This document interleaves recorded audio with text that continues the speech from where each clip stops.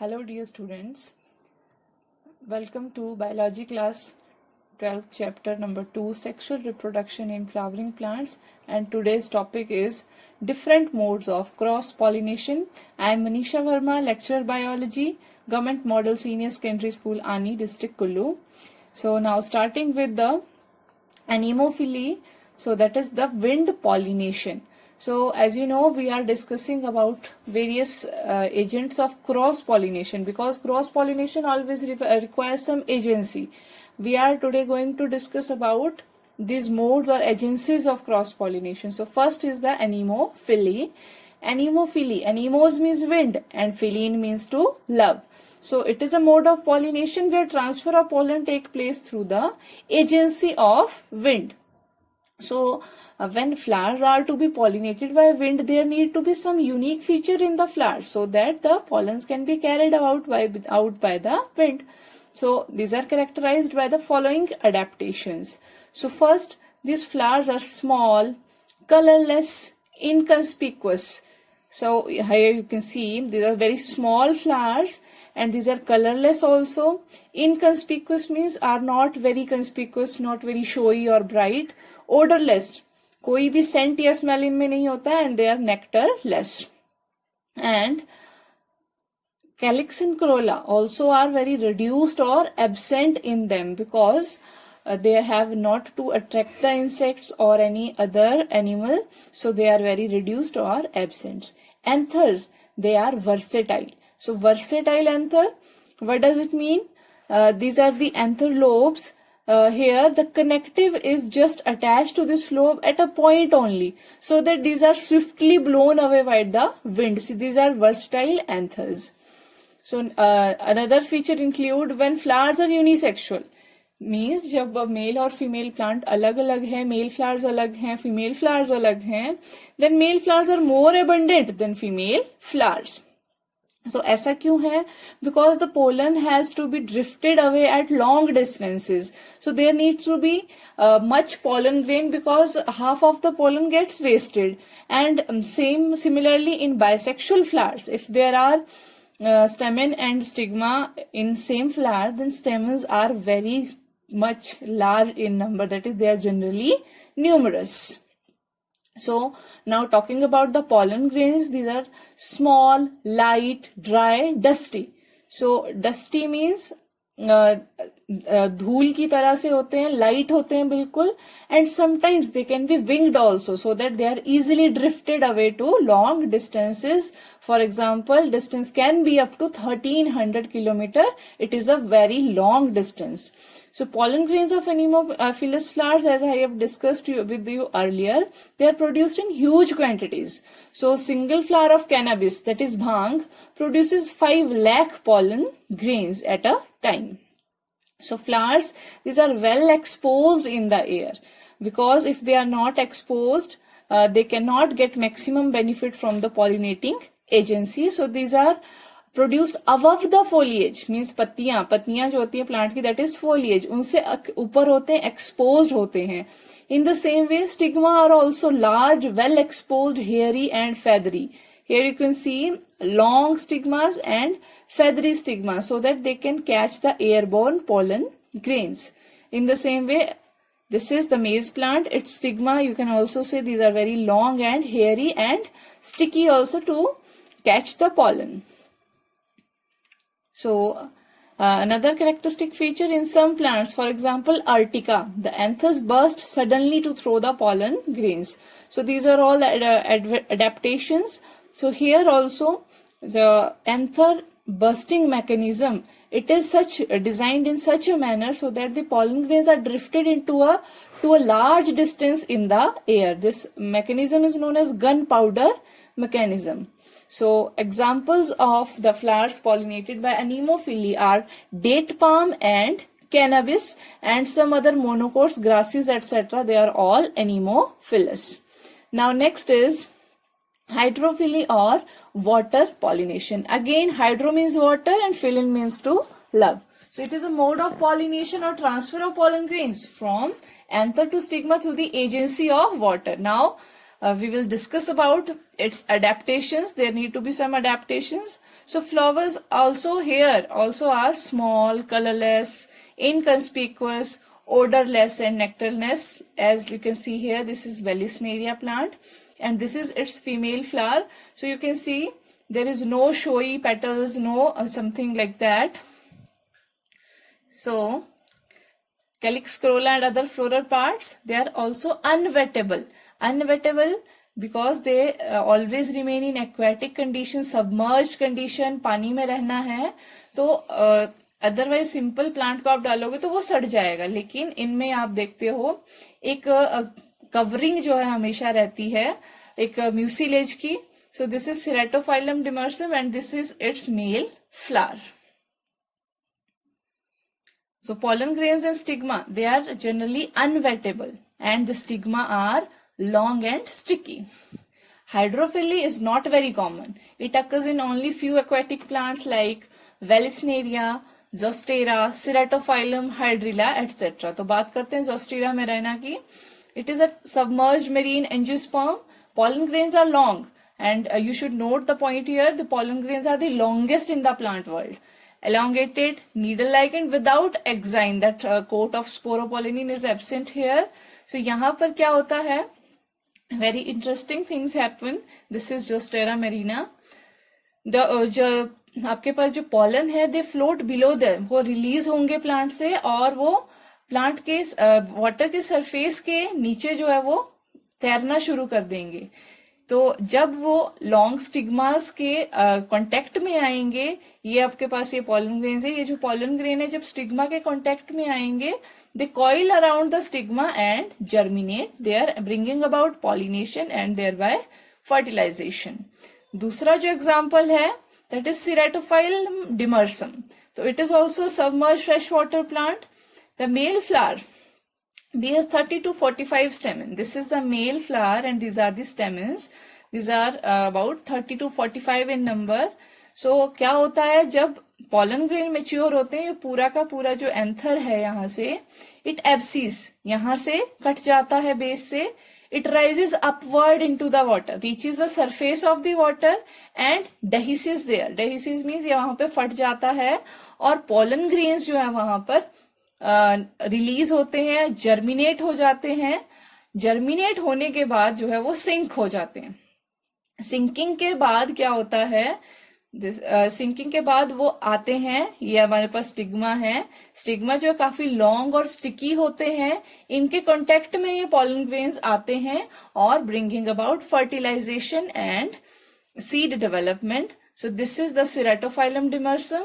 This is the female flower and this is the male flower and here this is a elongated and sticky stigma. So another interesting example is of Vallisneria. It is also a submerged. Submerged means पानी के surface से नीचे. Freshwater hydrophyte. It is a dioecious plant. Dioecious plant means unisexual. That is the male flowers are borne on separate male plant and female flowers on separate female plants. So this is the male flower and this is the female flower. So mature male flowers again here also, जब वो mature हो जाते हैं, they are abscessed means वो अपने जो है जिस शूट पे वो लगे होते हैं वहां से कट जाते हैं and they float on the surface like this. These are the male flowers of the Vallisneria and these are the pollen grains. But जो फीमेल फ्लावर्स होती हैं वो भी सरफेस पे आते हैं, but they remain attach to the plants with help of long stalks, because उनके जो स्टॉक्स होते हैं वो काफी ज्यादा लॉन्ग होते हैं. This is the female flower, this is attach to the parent plant. There stigma, the floating female flowers have large sticky trifid stigmas. 3 projections हैं इसमें, ऐसे स्टिग्मा को ट्राइफिड बोलते हैं. बहुत स्टिकी होता है stigma.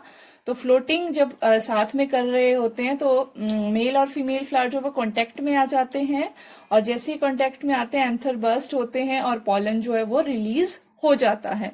Then pollen releases bringing about fertilization. जैसे ही फर्टिलाइजेशन जो सरफेस ऑफ वाटर पे भी फर्टिलाइजेशन होती है उसके साथ ही ये जो फीमेल फ्लावर है, नाउ इट इज फर्टिलाइज। अब ये क्या है, जिसका स्टॉक लंबा था, जिसकी मदद से ये सरफेस पे जा रहा था फूल, उस से क्या हुआ, ये स्टिग्मा जो है, स्टॉक जो है फ्लावर का, वो कॉइल हुआ और वापस से जो है नीचे चला गया। So it is very interesting example. So for neat point of view, these are all important. So next, talking about entomophily, that is the insect pollination. So maximum जो majority of जो angiosperms आप देखते हो, they are entomophilous flowers. Entomophilous flowers means such flowers which are pollinated by insect. So it is a mode of pollination where transfer of pollen grains from anther to stigma occurs through agency of insect. So this insect can be moths, it can be flies, it can be butterfly, wasps, bees, beetles, etc. So beetles are the oldest group of insects which pollinated the ancient angiosperms. तो बात करते हैं इनकी adaptations की. तो petal जो होते हैं entomophilous flowers के, they are usually large and attractive in nature. अब जरूरी नहीं है कि पेटल जो है वो हमेशा अट्रैक्टिव हो. यहाँ पर क्या होता है, जब ये छोटे होते हैं, when they are small they are and inconspicuous, means जब ये शोई नहीं है, तब क्या होता है, other part of the plant enlarge, कोई और पार्ट, चाहे सेपल है, चाहे लीव्स हैं, चाहे ब्रेक्ट हैं, वो एनलार्ज हो जाते हैं, वो शोई हो जाते हैं.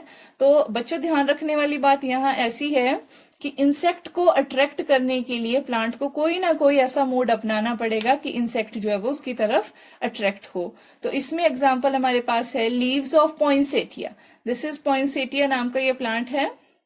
तो यहाँ पर ये जो मेन फ्लावर आपका है वो ये छोटा सा फ्लावर है. इट इज वेरी इनकंस्पिक्यूअस, छोटा है, इसलिए जो लीव्स हैं they have become showy and attractive.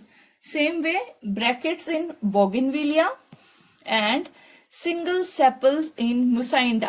This is the Musainda plant. These are the flowers. These are very small flowers, and these white color things, these are the modified sepals to attract the insects. So next feature, these small flowers. If there are small flowers, they bloom in bunches. Means वो groups में Bloom करेंगे ताकि insect जो है वो attract हो सके. Different colour जो है डिफरेंट इंसेक्ट्स को अट्रैक्ट करते हैं. तो हर एक प्लांट जो है वो अपने पॉलिनेटर, पर्टिकुलर पॉलिनेटर के हिसाब से उसका कलर जो है वो होता है. फॉर एग्जाम्पल जो मॉथ्स होती हैं, they are attracted by white colour of flowers. उसी तरह से बटरफ्लाईज एंड वेस्प जो होती हैं, they are attracted by red colour. Bees जो होती है, हनी बीज जो है, they use ultraviolet radiation for observation. They do not see red colour, they see the ultraviolet radiations. So next feature is entomophilous flowers. They usually blossom at a specific time when the particular insect pollinator is available. तो entomophilous flower का जो खिलने का समय होता है, it coincides with its pollinator. For example moths जो होती हैं वो डस्क एंड डॉन, रात के टाइम जो है वो ज्यादातर एक्टिव होती हैं. तो वो जिन फ्लावर्स को जो है पॉलिनेट करती हैं, वो फ्लावर जनरली कब ओपन होंगे, आफ्टर सनसेट. उसी तरह से जो बीज होती हैं, बीज जिन फ्लावर्स को पॉलिनेट करती हैं, तो वो जो जल्दी खिल जाते हैं, सुबह के टाइम में खिलते हैं, which open in the day time. Generally, entomophilous flowers usually produce specific odors.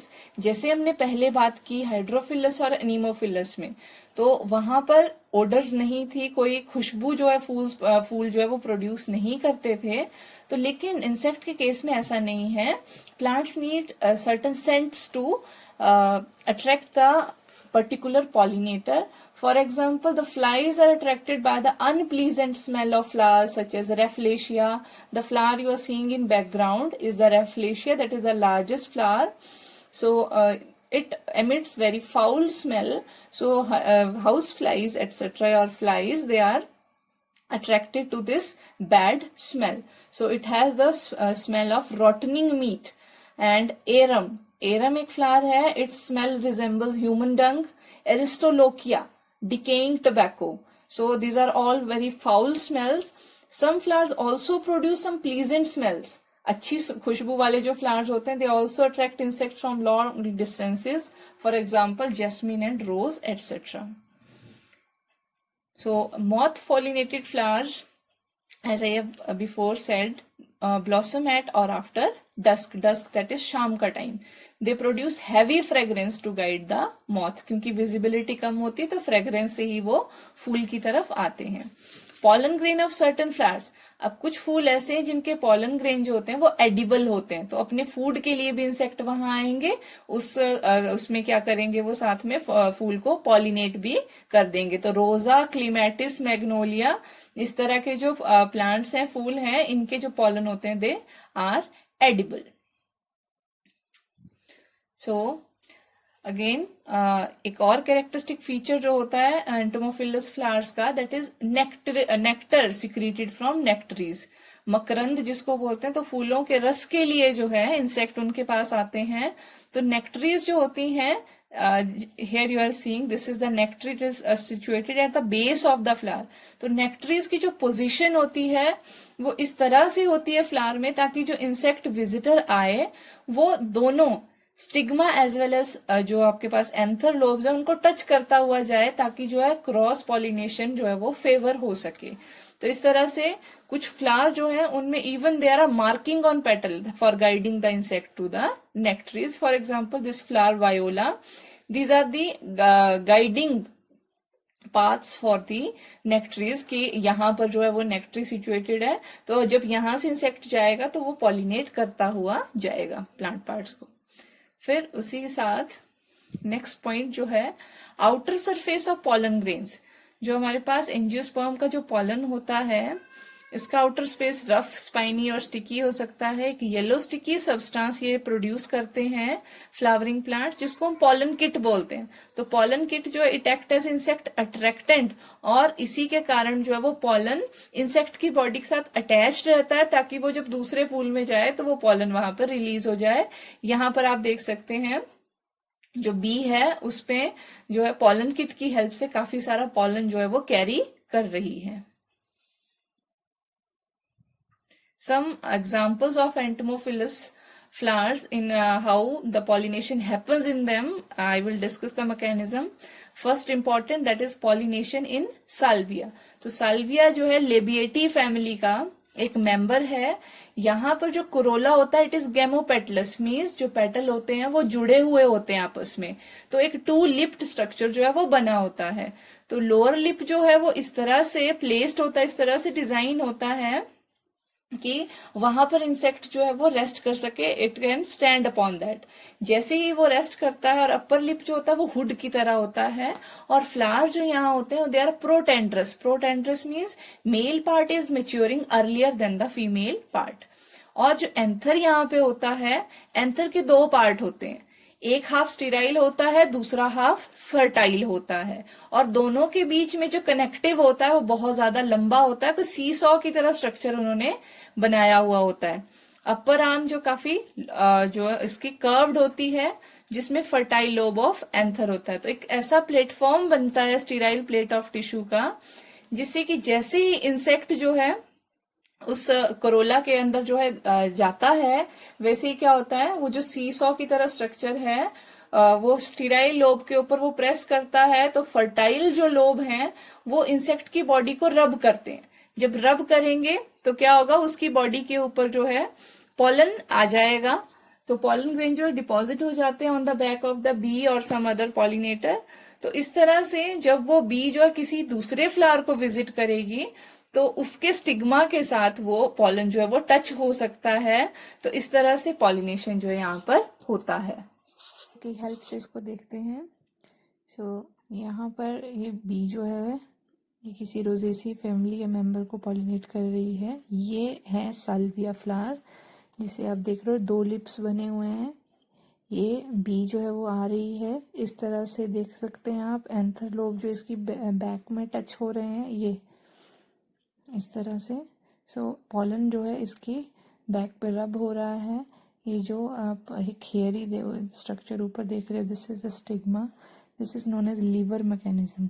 एक लीवर की तरह काम कर रहे हैं. ये फर्टाइल लोब है, और नीचे की ओर जहाँ स्टेमिनोड्स हैं जिनको स्टीराइल लोब्स बोलते हैं। तो इस तरह से जो है एंथर लोब इसकी बैक पे रब हो रहे हैं। इसी तरह ये दूसरे फूल में जाएगी और वहाँ पे जो मैच्योर स्टिग्मा होगा उसको टच करेगी। तो ये बहुत इंटरेस्टिंग मैकेनिज्म पॉलिनेशन का in salvia. This is the stigma. So next interesting जो पॉलिनेशन मैं आपको बताने वाली हूँ that is pollination in amorphophallus. तो अमोर्फोफेलस भी क्या है, एक rare big and stinky means जिसकी स्मेल बहुत ज्यादा गंदी होती है। Inflorescence of the titan arum, this is the flower amorphophallus titanum, also known as corpse flower. Corpse जैसे आपको डेड बॉडी को बोलते हैं, तो इस तरह से इसकी स्मेल गंदी सी होती है। Has developed a complicated pollination mechanism. तो क्या कॉम्प्लिकेटेड मैकेनिज्म है इसमें, तो it is pollinated by carrion beetles. Carrion beetles क्या होती हैं, जो डेड बॉडीज पर फीड करती हैं। तो यहाँ पर ये जो एक स्ट्रक्चर यहाँ पर है इसे कहते हैं स्पेद, और ये ऊपर जो ग्रोथ है these are the male flowers, they are many and small. These are the female flowers and stigmas you can see very sticky stigmas are there, they are fewer and bigger। तो ये जो beetle है यहाँ पर trap हो जाते हैं। they carry pollen grain from other plant, so other plant दूसरे एमोर्फोफेलस से वो जो है pollen grain कैरी करके लाते हैं, और जैसे ही ये जो आपके पास स्पेद है ये रिलीज होगा, ये खुलता है, वैसे ही वो पॉलन ग्रेन जो बीटल जब घूमेंगे यहाँ से तो इट ब्रिंग्स अबाउट पॉलिनेशन। यहाँ पर जो है वो पॉलन ग्रेन जो है वो रब हो जाते हैं। तो pollen release from the male flowers above dust the beetles. तो यहाँ पर जो है बीटल्स के ऊपर पॉलन गिर जाएगा और वो जो है दूसरे फ्लावर को जाके पॉलिनेट करेंगे। These are the carrion beetles. This is the carrion beetle which pollinates this flower. So another interesting example is of yucca flowers. So yucca flowers, these are the yucca flowers, और काफी common है, रामबान के नाम से इसको commonly जाना जाता है इस फूल को। This is the yucca and they produce nectar and send strong and sweet aroma at night. और ये जो पॉलिनेशन है काफी इंपॉर्टेंट और इंटरेस्टिंग पॉलिनेशन यहाँ पे होता है। दीज आर मॉथ पॉलिनेटेड, और मॉथ मैंने आपको बताया वो स्ट्रॉन्ग सेंट से गाइड होते हैं, और शाम के टाइम जो है वो पॉलिनेशन करते हैं, शाम के टाइम वो एक्टिव होते हैं। तो कौन कौन से मॉथ हैं, युक्का मॉथ्स कहा जाता है, टेगेटिकुला, युक्कासेला एंड पैरा टेगेटिकुला। तो ये जो हमारे पास युक्का का फ्लावर था, तो युक्का मॉथ्स जो है they are very small, white होते हैं, इसीलिए नोटिस भी नहीं होते कई बार फूल में। तो ये क्या करते हैं, अपना लाइफ का काफी टाइम जो है वो इस फ्लावर के अंदर बिताते हैं। तो these are the anther lobes and this is the stigma of the flower. So here they mate and the female is fertilized here. Now what happens? After mating the female visits the male part of the flower. वो anther के पास चली जाती है, क्यों? To collect pollen sorry. So अपने चिन के पास जो है वो बहुत सारा पॉलन जो है वो स्टोर कर लेती है। इस तरह से अब जब उसने पॉलन स्टोर कर लिया फिर वो दूसरे फूल पे उड़ जाती है। दूसरे फूल पे उड़ेगी, वहां देखेगी कि किसी और फीमेल ने एग्स तो नहीं डिपॉजिट किए वहां पर, अगर नहीं किए हैं तो वहां पर वो एग डिपॉजिट कर देगी। तो इस तरह से जब वो उस फ्लावर में एग डिपॉजिट करती है उसके बाद वो कहाँ जाती है, टॉप ऑफ द ओवरी पे, दैट इज स्टिग्मा पे जाएगी। और अभी क्या है, उसके चिन में पॉलन जो है वो दूसरे फ्लावर से आया हुआ है। तो इस तरह से जब वो स्टिग्मा पे बैठेगी तो अपना पॉलन जो है वो दूसरे फूल के स्टिग्मा पर जो है वो डाल देगी। तो इस तरह से पॉलिनेशन होगा। तो वो जो पॉलिनेशन क्यों करती है, सीड्स बनेंगे तो उसके जो लार्वा होंगे वो उनको खाएंगे, तो वो उसको खाएंगे और उसके बाद वो प्यूपेट करते हैं और फिर से उनकी नेक्स्ट जनरेशन जो है वो आती है। तो इस तरह से क्रॉस पॉलिनेशन यहाँ पर होता है। तो ये जो केस है युक्का मॉथ और युक्का फ्लावर्स का, it is an example of obligatory mutualism. It is essential point, NEET point. So in this way the pollination happens in yucca flowers. So in ornithophily means ornitho means bird and phily means love. So it is the pollination which happens with help of the birds. There are certain birds which help in pollination. So pollinating birds में इनमें flowers कैसे होते हैं? एक तो इनकी जो length होती है corolla tube की, this is a corolla, this is tubular corolla always, and larger so इनकी जो beaks होती हैं, जो बर्ड्स उनको पॉलिनेट करते हैं उनकी बीक भी काफी ज्यादा लंबी होती है, so that it can penetrate into that corolla tube. Examples जो इस तरह के बर्ड्स के हैं, sun bird and humming bird. Flowers जो है वो लार्ज साइज्ड होते हैं, they are brightly coloured so that birds can be attracted. Odour is generally absent because birds में जो है वो सूंघने की शक्ति नहीं होती है, उनका विजन बहुत स्ट्रांग होता है. Odour is generally absent. Floral parts are strong and leathery, क्योंकि बर्ड जो है वो थोड़े से हैवी क्रिएचर्स हैं, तो फ्लोरल पार्ट कैसे होने चाहिए, स्ट्रॉन्ग होने चाहिए, so that they do not tier apart. Flower secrete a lot of nectar, और जो नेक्टर होता है वाटरी होता है काफी ज्यादा, और स्वीट नेक्टर होता है, ताकि बर्ड जो है वो उसके प्रति अट्रैक्ट हो सके. So this was ornithophily.